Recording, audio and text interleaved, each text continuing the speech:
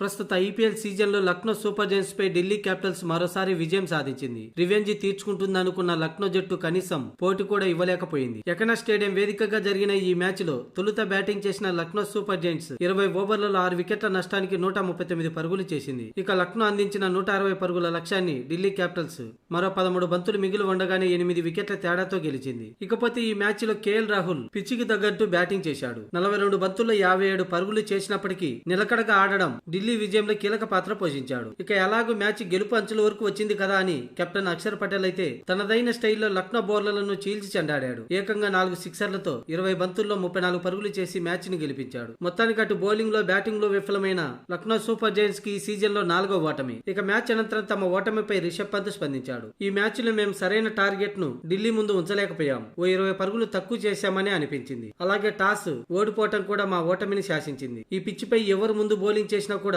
Wicket నుంచి చాలా సహాయం లభిస్తుంది. మేము కొంచెం వెనకబడ్డామనే తెలుసు. బ్యాటింగ్ లో మాకు మంచి ఆరంభమే లభించింది. మార్కరమ్ మార్స్ మంచి ఇన్నింగ్స్ ఆడారు. 10 ఓవర్లకే 90 పరుగుల దాకా వచ్చాం. కానీ అక్కడి నుంచే వరుస విరామాలు వికెట్లను కోల్పోయి మిడిల్ ఆర్డర్ బ్యాటింగ్ వైఫల్యం సరైన టార్గెట్ లేకుండా చేసిందని, ఇదే ఈ మ్యాచ్ ఓటమికి అసలైన కారణమని రిషబ్ పంత్ పేర్కొన్నాడు. ఈ క్రెడిట్ ముఖేష్ కుమార్ కి ఇవ్వాలి. అతడే మా మిడిల్ ఆర్డర్ ను దెబ్బ కొట్టాడని పంత్ అన్నాడు. ఇక బ్యాటింగ్ ఆర్డర్ లో 7వ స్థానంలో రిషబ్ పంత్ బరిలోకి దిగడంపై స్పందించాడు. అబ్దుల్ సమద్ ఆ తర్వాత డేవిడ్ మిల్లర్ ను నాకంటే ముందే బ్యాటింగ్ ఆర్డర్ లో రావడానికి టీం మేనేజ్మెంట్ కారణం. ఈ మార్పులు జట్టు ప్రయోజనాల కోసమేనని రిషబ్ పంత్ అన్నాడు.